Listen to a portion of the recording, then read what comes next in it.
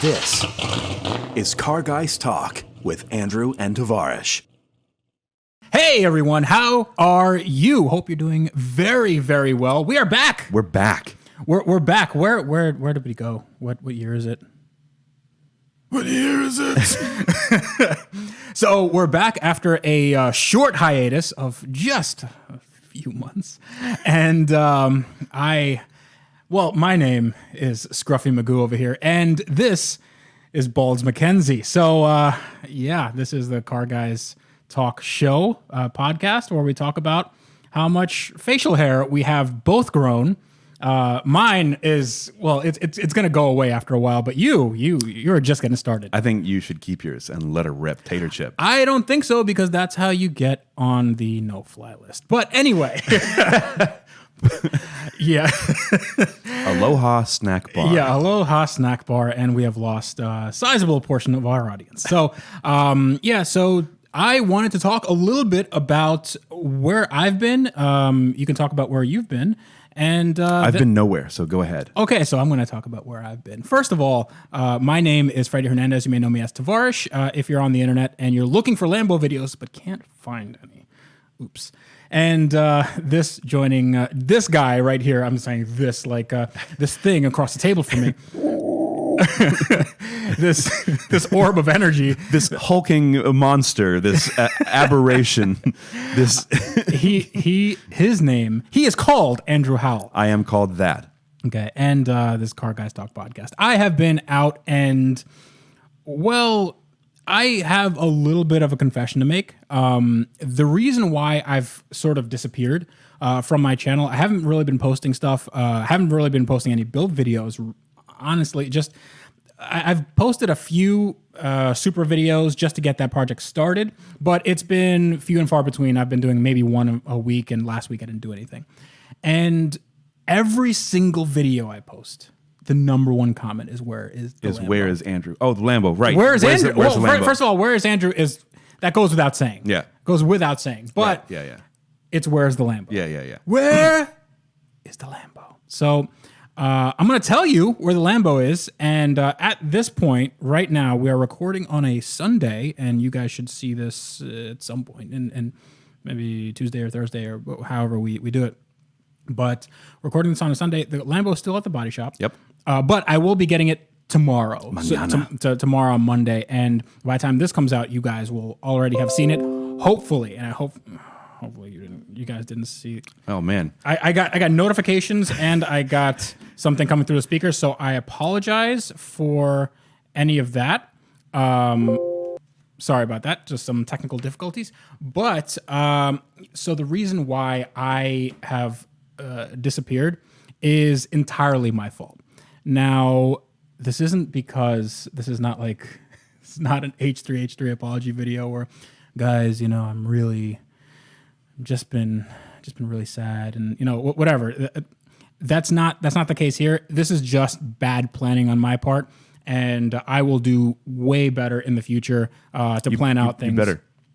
I better. You better. Yes, because I've been anxious to get a lot of these projects started and finished.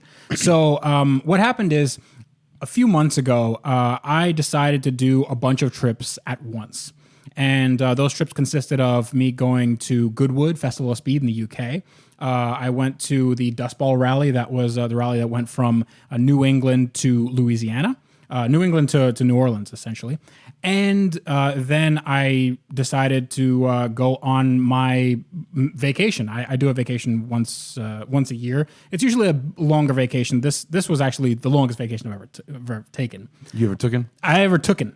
And it was around like 40-something days. So I went to Europe, did a road trip from Frankfurt to Amsterdam, and we saw a bunch of stuff. It's just my wife and I. And then we took a cruise back, and the cruise was 17 days. And it was cruise from Amsterdam to Tampa. And now I'm back. I got back last week. Thanks for the invite. Here's the thing. It got lost in the mail.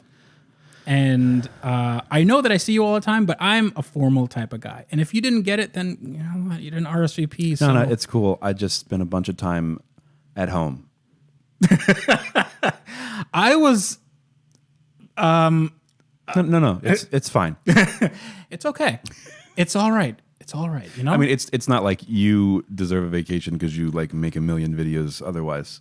Well, so that's one thing. I was getting burnt out, but it wasn't even that the burnout was there from making videos. It was just traveling, having to schedule videos in advance, and then having stuff happen with the builds, like the body shop. Through again, it's another thing about planning on my part.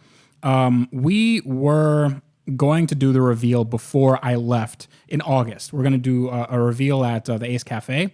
The problem is I told the body shop a different date than I was leaving. So I gave them like a hard out at basically the day before I left, which gave me no time to do anything. And I should have told them that I needed this car a week before so I could make arrangements, so I could do finishing touches, so I could do all that stuff. And then I kind of sprung it on them later on. I said, hey, I need this car a week before. And then they were like, oh, okay, maybe that'll work. So I said, if it's not possible, it's not possible. I don't want to rush you, and I certainly don't want a rush job on this car. You don't want to compromise perfection. Yeah, because if you're going to be showing this car to somebody, especially subscribers and people across the internet, I don't want it to be, indicative of a lack of quality on their part. Yep. And I want them to put their best foot forward, and I also want to have a nice car. So, whatever. Oh yeah, you get to have this car after it's done. That's right. Yeah, yeah. And hopefully I don't introduce it to a hedge or ditch or something, which is very possible. It's okay because it's already been on fire. It's okay. Yeah. It's pre-cooked. Maybe Yeah. It's preheated. It's a preheated Lambo, so it's fine. It'll just seal in the flavor. Yeah, absolutely. So that I ended up going on vacation and the car not being finished, which was okay. But then after I got back, there was another delay because during vacation I actually got some taillights that you picked up. And there are taillights from a company called Eurospares out in the UK, and they gave me taillights from an '09 and up Lamborghini Gallardo. So those are like really sought after. They really smarten up the look of the car. They make it look a lot newer. They're the upgraded taillights, and they cost a lot of money. Wicked smart. Yeah, they're like $5,000. But based on my dealings with them, it makes sense for both of us. So I got the taillights, and I had you bring it to the body shop. But there was another breakdown in communication. Again, I can attribute this entirely to me.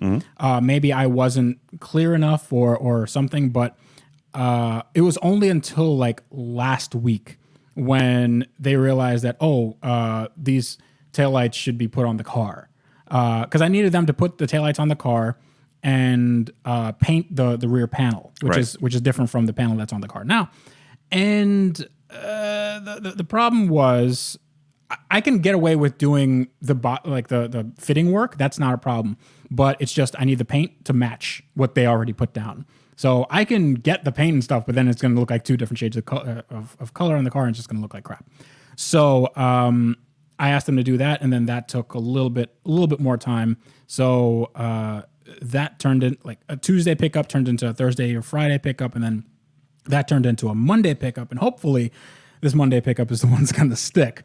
So this is just what happens in body shops, and for the thousands at this point of people that have been asking me about the Lamborghini, just writing in and sending carrier pigeons and giving me smoke signals and Morse code.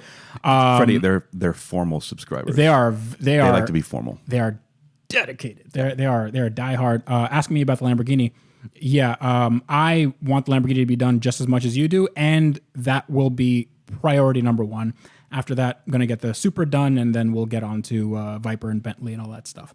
So I do apologize a lot, and that's the reason why I have been out, but I'm back now. And I think that I'm going to get back to doing daily stuff. Really? Yeah, that's the plan. So when I get the Lambo back, then I might do like maybe 2 videos in that first week, but then I'm going to try to get it done. And I've learned a lot in the time that I've been, traveling the world. I've learned. You're a man of the world now. Yes. Well traveled. So I've learned. It's not that I've learned. I've just observed a lot about what other channels are doing, what they're doing to increase views and what people like to see. So I think I'm going to incorporate a lot of that. I'm going to have a little more structure. I'm going to have kind of more community experience in my videos. With that, I have another announcement. I just want to get these sort of out of the way so we can talk about cars. But I know a lot of you have been asking me about this stuff, so I want to get that out of the way. I got a shap. A what? I got a shap. I mean, do we want to pause so you can go do that real quick?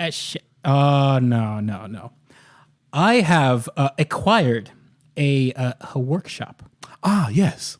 Yeah, so I got a shop. It is a 5,200 square foot warehouse that I can do anything I want in, and that's going to house all my cars, and we're going to do all sorts of really good stuff, and I'm so excited about that. Yes. Now, that's going to require a build of its own because it's just a bare big metal box at this point. So you can do like an LS swap single turbo? Yeah, LS swap single turbo. I really want to get that thing going off the line. Yeah, absolutely. It needs some low end torque because that thing probably weighs a lot. Yeah, probably. All that concrete and whatnot. But it's really close to my house. It's next to a lot of other shops, a lot of other car shops that deal with modified cars. So I'm going to be in good company. And it's going to be... Dude, I'm so excited. Seriously. I can't. Right now, most of my cars are just outside, and the rain and the sun, they take such a beating. Plus, there's like rodents and critters all around. And to have everything under one roof, it's going to make things so much better. Big time. So we're also going to try to do something with you and your cars at the shop because, again, more the merrier. There's lots of space. So I'm... Stay tuned for all of that. I might tease it in a video on my channel later on, but that is that as far as. Are we going to tell them about the hot tub we're putting in the shop, or are we going to save that for later? I told you that in confidence. Oh man, we can cut this, right? No. So anyway, before I went on my European vacation, I drove a car that you might not like. But I am really coming around on. And I didn't want to like this car. I did not want to like this car, but I know for some reason you the hipster among us, the contrarian, emeritus. Sorry that I don't have a ticket on the bandwagon, my friend. Sorry that I want to go my own way. Okay. You're a MGTOW, a man going your own way. No, I'm not at all on the bandwagon, but I have to talk about the Tesla Model 3. Okay. And here's what I've figured out. So I am not an Elon Musk fanboy. I am not an Elon Musk detractor. I like when Tesla does things that are good, and I don't like when Tesla does things that are bad. It's like politics, you know, that I'm not never Trump, I'm sometimes Trump. Okay? No, but it's like I'm not never Trump, I'm not always Trump, I'm sometimes. Like if he does good things, then I like it. If he does bad things, then I don't like it. You know, that's a sort of, it's a reasoned approach, and it goes to anything, you know? So the same goes with Elon Musk. And the same goes with Tesla. So with the Model 3 is Tesla's latest foray into the automotive market with their offering. Yep. And let me hear your thoughts about the Model 3 before I tell you why you're wrong. Okay, so I have never driven a Model 3. Okay. But I have had experience dealing with them, being in them, using the controls. Right. So I can't offer any perspective on the driving experience. Yes. I can, however, offer some speculation on what I think it would be like to own a Model 3. Okay. Let me guess. The prognosis is not good. Not entirely. No. No. On a scale of 1 to 10, how good do you think it would be to own a Model 3? I'd say about a 3. It would be okay. Well, I mean, that makes makes sense, right? It's 3 out of 10, right? Credit where credit is due. I'm coming around on the looks. I think it's a sharp looking car. Yes. I think the proportions are right. It looks nice. The things that I don't like. You know what Grandma said. If you can't say something nice, don't say anything at all. But Grandma's not in this room right now. So It's also not 1940 anymore. Grandma, you can't say that. You don't say that around people. You can't just ask that. We don't use those words anymore. One of my first impressions dealing with the Model 3 was not a good one. Okay. Well, it's fair considering that most people's impression of the Model 3 was usually through the lens of very early examples not being up to snuff and having a lot of quality control issues and kind of fit and finish and also the UI stuff. Sure. So, yeah. My main complaint is with the UI stuff. Okay. So I go to get in the Model 3. The steering wheel is too telescoped. The seat is too far forward. I am not 3'3". I am 6'4", and I need space. Okay. So I go to reach for the seat adjustment. You have to do that from the screen. Okay. So I reach across, I go into the screen. I'm kind of in this awkward angle, like I'm in the middle of the car. I'm like trying to hit the buttons and the adjustments, and I have the seat. All right, cool. I need to move the steering wheel. So I go to grab the telescoping steering wheel controls. You got to do that from the screen. So I go back into the screen menu, submenu, and I adjust the steering wheel. Okay, we're good. I have a seat. There are no air vents. You have to go into the menu, submenu, and adjust the air vents from the touchscreen. Okay. So, So you're just adding a bunch of unnecessary steps for things that in my car or any other car you could just... it's one button press. It's right there. It's Yeah. It's like what Adam Savage says, order of first retrievability. Yes. Yeah. Instead of having everything hidden away in a drawer, everything is at your fingertips where you need them and you know where they are. Yes. Okay. I get that. Now maybe it was a early car that you had, but mine had the adjustability with buttons. So I had the seat controls, and it was exactly like a Model S where it's just seat controls on the seat. And what's cool about Teslas, and one thing that you have to kind of get used to, is the fact that you have profiles for different drivers. Right. And if you're in one profile, if you move anything, it automatically saves it. So just in case, you have, there's no actual key there. That may be the case in the Model 3, but in the Model S and X, when you move the seat, when you're in a profile, a little pop-up. No, it's the same thing. Ask to save. Yeah. So what it does is, so it asks to save. I'm sorry. So it does ask to save if you want to save it as a new, but it's under your profile. That is completely controlled. There's actual physical switches for the seat controls. I think it might have been also on the stock. I think there was a physical switch. I am not 100% sure on that. However, the climate control thing is correct, but I really wanted to hate this car. I've heard about the fit and finish issues and the whole screen thing. Where if you guys don't know about this car, let me just show you well, first of all, it is a smart looking car. Yes, it is. Absolutely. Yeah. So have you seen Kakawa from Hoonigan? Have you seen what he's done to his thus far? No, I haven't. He's lowered it and put it on Forgiatos. It looks awesome. Okay. Like I love it. So yeah, did you get? Hold on, we are having a little bit of technical difficulty. I just got a ear just out. So if you could, there we go. Okay, yeah, okay. Don't touch nothing. So here is the interior of the Model 3, and That's not the exact interior. well, that's okay. So maybe that's It's a rendering because the screen ain't that big. There it is. Well, okay, that's it. And it has like some carbon fiber touches and whatever. So here's the thing: everything is controlled by this screen, and there are air vents, but they're not. You can't control them manually. You have to go Yeah. in and control them from Right. the screen, which is annoying. So if I'm a more hands-on guy, I really like hands-on.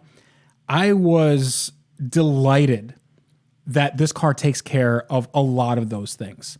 So if you just leave it to auto, I never had a problem. Now I was driving this in New Jersey where it was warm. It wasn't like hot. So I could see that if you're in Florida, it could get really it can get sort of toasty. And you'd want to have, air going into specific places so you don't, just become a whole ball of sweat. But if you leave it on auto, A whole ball of sweat. an entire ball, not a half a ball of sweat, just like whole. That's what that whole ball of sweat. Going with a ball of sweat. That's what they used to say back in the day. Man, you look like you a whole ball of sweat. That's what they said. I don't think they did. I think, dude, you need to. I thought you were a wordsmith. I thought you loved wordplay. This guy. So, the problem with that is that there are things that it takes care of that you would like to have specific like buttons on, like the radio, climate control. Honestly, the climate control, you set it and forget it. You could also, I've noticed that since it's electric, the climate control has to work a little bit harder because that's the only thing you can actually hear in the car. The only thing you can hear as far as a piston-driven engine is the pump, the air compressor. Right. So when I pulled up in front of my parents' house, they're like, "What's that sound? Does it have an engine?" I'm like, "No, that's just the AC."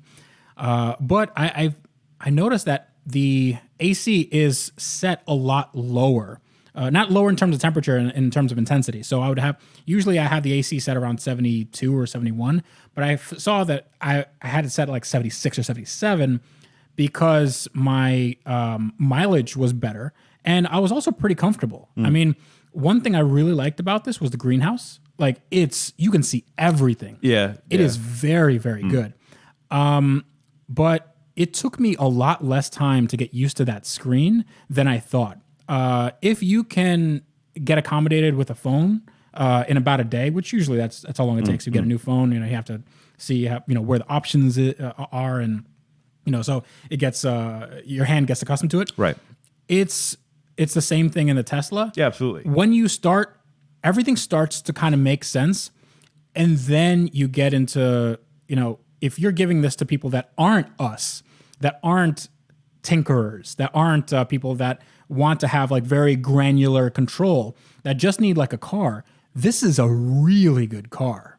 It's really good. The problem is with the price point. Now, the price point is they're supposed to start at 35 grand. Supposed to. There's no 35 grand Model 3s. They just do not exist. Not yet. If you want to, I don't think they will ever exist. I don't think that they will ever. Maybe in the last year of production, they'll have like, well, here's the stripper model. Here's like the Heritage Edition. Heritage. Yeah. The Tesla Model 3 Heritage, the launch edition. And like, these were just in the back of the shop. They have no updates. You're never getting any updates. And it's also gas powered. There's a little, Ecotech engine in them. But I don't think you'll ever get a Model 3 for 35 grand. But I think that if the technology is important to you, for around 50 grand with some rebates, I think the one that I tested was like 52 grand. It still had the Monroney, readout in the back, so you can see where all the options were. This was 52 grand and it had the nice leather, had the nice stereo, had autopilot, all that stuff, and it was about 52 grand. This is not a competitor for BMW, or even like a nice Hyundai, I like the Genesis or whatever. Genesis is going to be more car. You're going to get more in terms of luxury. Bigger car, yeah. However, this is a very, very good competitor for the Model S. There's no reason why you would need a Model S over a Model 3 when Model 3 does everything. Like it's unless you want the P100D that has ludicrous mode and all that stuff. I disagree. The Model S, you're going to have more space. Not that much. So cargo space, yes. Cargo space. But let's talk about this practically. If you need to seat 5 people plus cargo, first of all, the Model 3 has a frunk and a trunk. So you have like if you're just talking about a regular car for a regular person, not a Model S could maybe take your stuff to the junkyard, and if you need to get like lumber or something. But nobody's using it for that. There's 0 people who are using it for that. Right. Yeah. So like the majority of people are just going to use it as a regular car, go to work and whatever. This car is just as comfortable. There's a lot of room in the back. There's like, I had 5 people. They were like regular sized adults, except a little bit smaller. Like they're mostly short, but we had 5 people in the car. They were comfortable. And the leather was very supple. It had like the extended leather. I don't know what they're. It's not even real leather. I think they're No, using no. like the vegan leather. Yeah, it's like the vegan. Yeah. It was, It's soy leather. Okay, it's made out of edamame. how many plants had to die for your seats? Exactly. So it was nice. It was actually yeah. it was actually pretty nice. I credit where credit's due. Like that vegan leather is leather. It's very resilient. You always want to get the vegan leather option. You know, that's number one. These seats are covered in the finest banana leaves. You got to wait till it's ripe. Yeah. Steering wheel's wrapped in avocado skins. we just use an avocado pit for the shift knob. So, but that's one thing I really liked.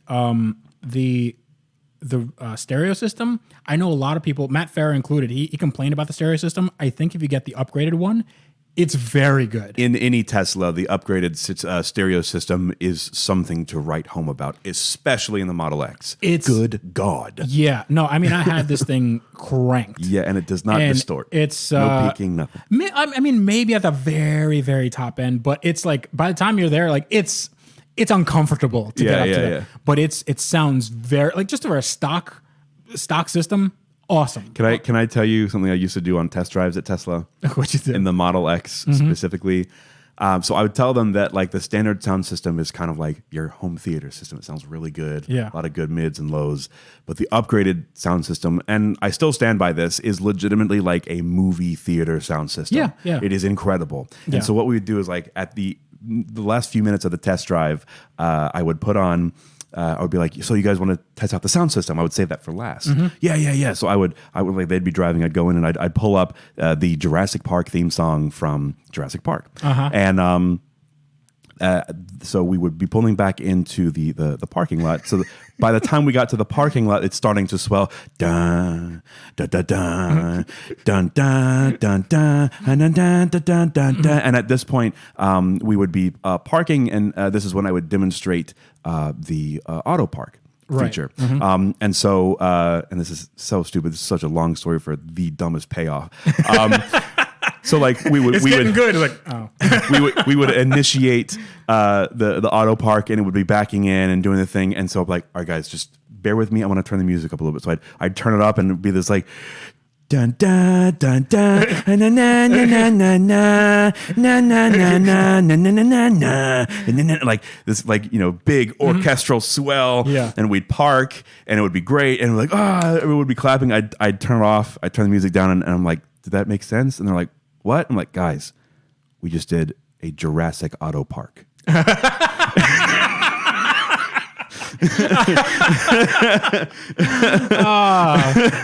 Wow. Can I hire you for my kid's birthday party? I mean, that was just perfect. Yeah. Okay. So the Model 3, I'm not sure it does auto park. I tried. I'm sure it does if it has autopilot. So the autopilot was a little bit weird in that I couldn't get it. Maybe it was just New York's horrible lanes, but I drove this thing from New Jersey to JFK where I was getting on a plane, and it was it just wouldn't stay in the lane. So I'm not sure if the lane keeping was necessarily on. So I know this is a really specific question, but do you happen to remember the appearance of the surface of the road on which you were driving? Yes. The appearance of the surface of the road. I saw, so there's, in the display of the Tesla, there's like, there's a car, there's like a little, facsimile of your car, and then it sees cars in front of you. Yes. So it got that. I mean, it had the radar guided whatever, so it can stop and start in traffic. Right. But what about the actual surface of the road? I don't think so. So you don't remember? No, I don't remember, but I also don't think it was there. I would have remembered something like that because it had. So the autopilot operates best when you have dark pavement and light paint. It needs that contrast to read the lines of the road. Right. So like if it's Jersey and New York, there may be a lot of construction. It may be a lighter There's road never construction surface. in New Jersey and New York. Never. So there might be a lighter road surface, faded paint, or a combination of the two. If it doesn't have the contrast, it's not going to work as well. Okay, so that could have been an issue, but I also know that this car had an update the night before, and it was for the autopilot. So I'm not sure if it needed time to kind of get its bearings or something, because I only had the car for about an hour or so. Do you remember how many miles were on this car? I want to say 5,000. So something like 5,000. It was a fairly new car. Well, even so, I think it only takes between 500 and 1,000 for the autopilot to like calibrate. It may have been the update that kind of Because it needed to I just did it the night before, and I noticed that I was like, typically, I don't remember updates affecting autopilot a whole lot. okay, so maybe it was just maybe there was something in the settings that I needed to change, but I saw that the wheel icon was there. So usually when the wheel icon is there, it's like not an auto steer. That's the car can't drive itself, but it's a steering assist. What I saw was when I went over the lanes, it would buzz. So like the steering wheel would vibrate. Yes. So it knew where the lanes were. It just wasn't keeping me in them. So it was a little bit weird. Maybe it was, again, maybe it's a Tesla Model 3 thing. Maybe you guys can tell me if you have a Tesla Model 3 and maybe I'm just an idiot and I didn't see it in the options. That is a very real scenario. But other than that, the car was, first of all, it's quick. Oh, absolutely. I was about to ask how you like that instant torque though. So I took, I had a haircut. This was a few months ago, so I need one now again. Same. But I had my barber. He's also a sort of car guy, and I was like, "Hey, I got a Model 3. Want to check it out?" So we went on the highway, and we're doing about, I want to say 40, and I matted it, and both of us just went like, whoa! You do that thing. It's instant torque. Yep. It's not it wasn't the performance model. But you don't need it to be. No, you really don't. Even the base Model S is quicker than most cars on the road. For most people, because the top end just isn't there. It starts to like after 80 or 90, it just totally dies. Yeah, it dies. But again, you don't. When are you going to use that? Yeah, unless you're Elon Musk and you're saying that it'll do just as good around the track as an M3, and except for when it goes into limp mode. I really don't think so. But I think that car is faster than most people can handle. Let's say if you're trying to get around a car, if you need that torque to pass, it has so much of that. Oh yeah, passing power is immense. Yeah, passing power. It has so much of that. If you need to if you need to merge quickly, that's great. You gonna merge real good. Gonna merge real good. The one thing I didn't really like is the steering. Now the steering, I had it on the most lax setting. I had it on comfort. So there's comfort, normal, and sport. I had it on comfort because normal is way too twitchy. And like a normal, because if you're going down a road, you want to avoid some potholes. There's a lot of potholes in New Jersey. No potholes in New Jersey. No way. No construction either. So you go around, but like you're really darty, and in normal, and also the fact that the regen comes on, so your passengers might get a little bit queasy, like you get a little sick. So what I did is, if I have passengers in the car, I would turn the regen on to the lowest setting, and then I would put it on comfort. And there's also a mode called chill. So that's accelerator. So it numbs the accelerator pedal. So instead of you like matting the throttle and then you go, whoa! It just kind of like it's like a Rolls Royce kind of very progressive. Soothes your brow, that sort of thing. Soothes your brow. Soothes your brow. But how does a car soothe? Oh yeah, that's soothing the brow. That's what Tesla Model 3 does. If you're listening to this, the audio version, okay, my brow is soothed. So my brow don't need to be soothed. It's fine the way it is. Don't touch my brow. Just back up. Brow, brow, brow. Roll up on my brow. So it does that. It kind of gets you up to speed, but without, it's not a roller coaster. So if you do that, it is very, very livable. The suspension is extremely pliable. Oh yeah. The suspension on basically any Tesla, even the spring suspension on the S was awesome. So one thing I didn't like about the early Model S, I had a 2012 that I rented from Turo. By the way, this Model 3 was rented from Turo. I didn't mention that, but I probably should have in the beginning of that. But I rented it from Turo. Turo's a really cool. It's like an Airbnb for cars, and it's a really good website. You guys should check it out. But I rented a 2012 P85, Right. from Turo. And one thing I really didn't like was the suspension. It was too harsh. It had the air suspension, so it can go up and down.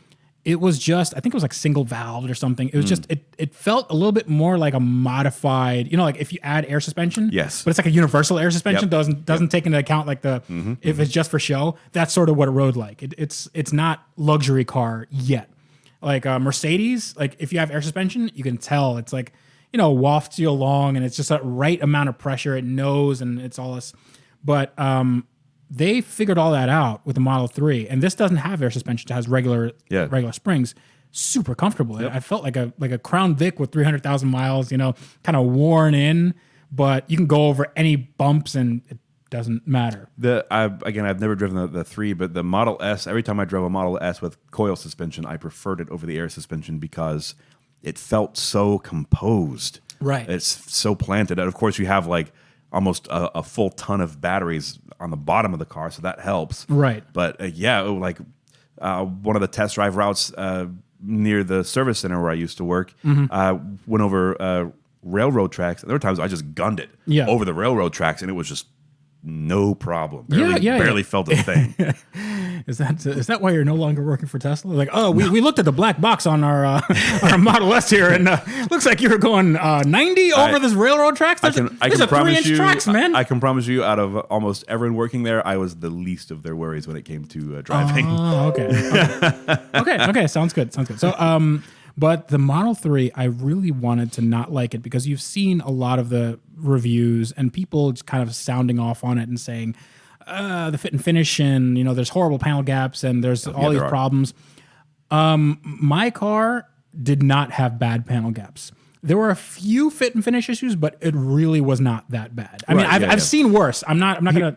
So aside from the livability issues and the whole doing everything from the screen and blah blah blah blah, I think that the Model 3, I like the idea of it. Again, I haven't driven one. The idea of it is awesome. It's just too expensive. It is too much money.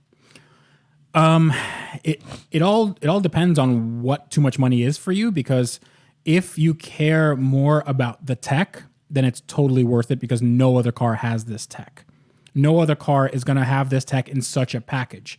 If you want to, there's actually a program. I'm not sure if it's actually working right now or if it's like just in the planning stages. But the idea is that you have a profile on your key card, and there's no key. Like with the Model S, there's like a little facsimile of a Model S. Then you press the trunk to open up the trunk, and you press the doors, open the doors. It's like a little Hot Wheels car. That's your key fob. Here, it's just a card. It's just like a little flat credit card. Little flat credit card. The problem is with that. I just want to go on a quick aside. That credit card, you have to touch it to the B pillar B pillar to open it up. But then you also have to touch it to the center console to start it. And that doesn't make any sense to me because in other cars, it's just a proximity key. Yeah. But here you have to touch it to the, not even to start it. You can start it and you can have the AC going, but in order to drive, you have to touch it. And it doesn't work. It didn't work through my wallet. So I had to physically take it out, put it on the center console, put it back in. That's not. Yeah, that's really gimmicky. It's not a very convenient system. Like the Model S or X, they don't even have that. Yeah. But the previous point I was making is that you can take one of those cards. You can go to any other Model 3, and that saves your profile on the card. And then you can have your settings in any other car. So it's basically like your radio stations, your seat controls, all that stuff. Everything that you configured in your own car, that'll be in the other Model 3. So if, let's say you have a loaner car or you're borrowing somebody else's car or whatever, it's like, this is my car. It doesn't matter because the hardware is the same, but it's just your little touches on it. So you can just walk up to someone's car and unlock it?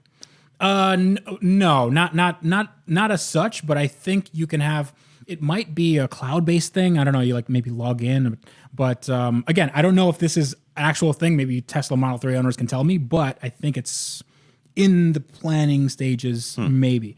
But I kind of like that idea because they're a lot like Tesla is a lot like Apple, and that they have a lot of control internally of what people want to see.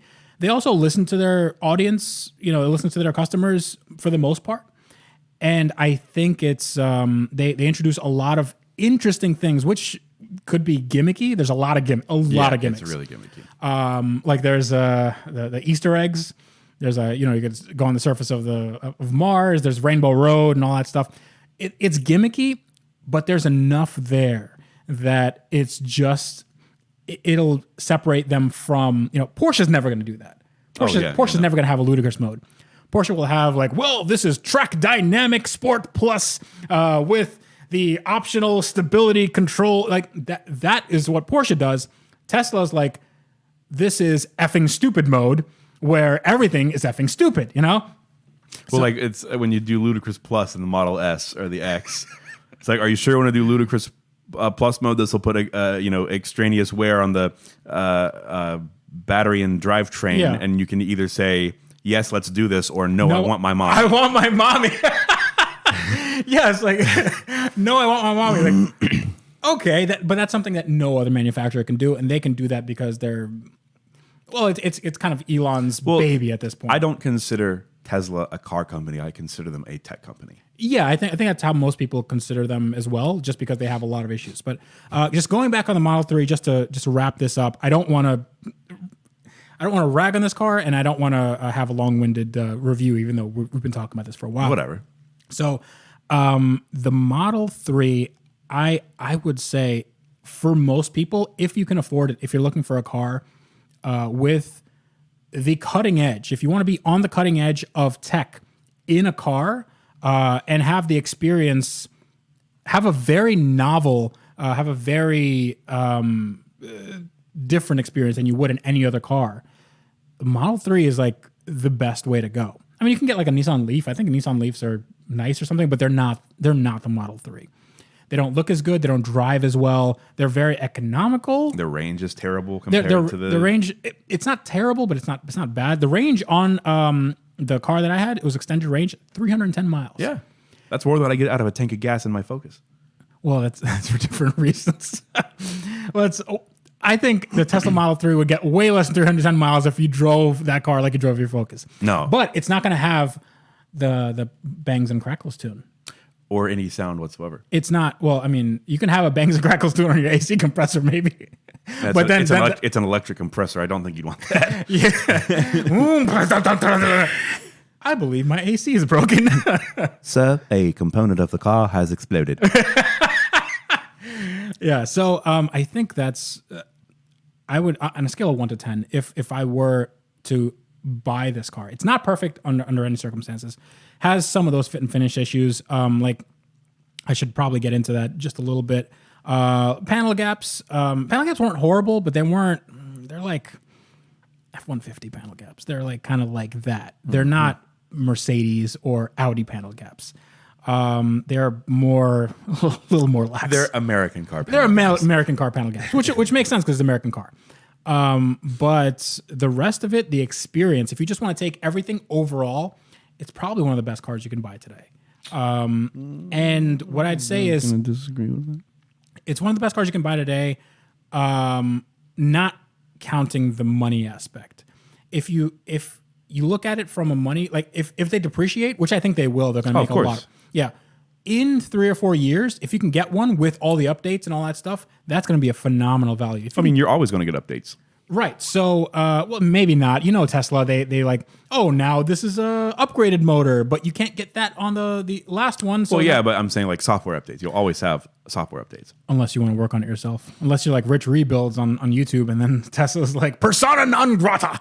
Ripping pepperoni, my guy. Good luck with that. Yeah. So the Tesla Model 3, let's say in 3 to 4 years, if it's actually a $30,000 car, dude, that is a good $30,000 car. For a new one? No, I'm saying it's like a used one. Because what's going to go bad on them? Like what brakes? You don't really use brakes because you have regen. And tires. That's it. Well, don't forget windshield wiper fluid. You may have to refill that. Yeah. You know what? I amend my statement. Maybe it's not such a great value after all. I'm telling you, man. Windshield wiper fluid is it's like printer toner. It's like one of the most expensive basically liquid fluids gold. on the planet.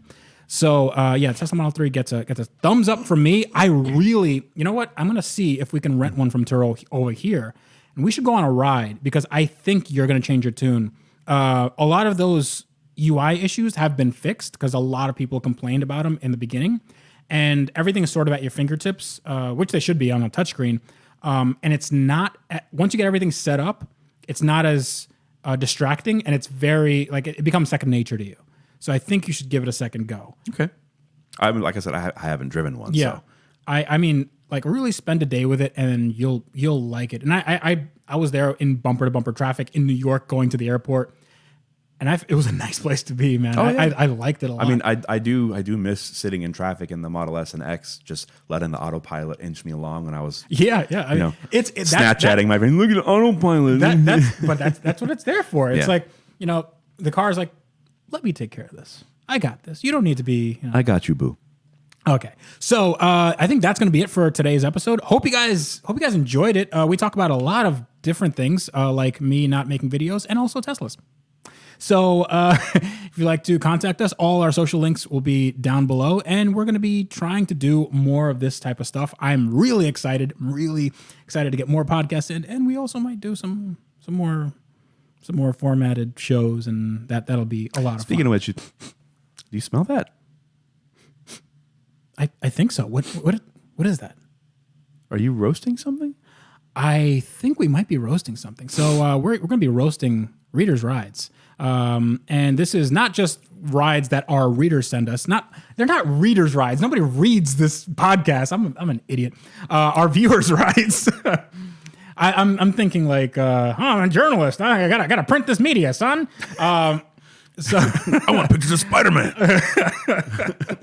Parker, you give me pictures of Spider-Man. Yeah. So our viewers' rides, and you can send us stuff at Car Guys Talk. CarGuysTalk@gmail.com. CarGuysTalk@gmail.com, and we will show your rides and/or rides you send us, and we'll try to roast them in an upcoming video. We also have a Twitter and Instagram now at Car Guys Talk. So we were supposed to take care of some questions as well, but I think we ran a little long with our hot Tesla talk, so we'll do that in the next episode. That should be coming up later in the week. So until then, this is me for Andrew Howell, reminding you guys, as always, I think we can come back to wrench every day. We can do that. What do you think? Don't forget to wrench every day. Wrench every day, guys.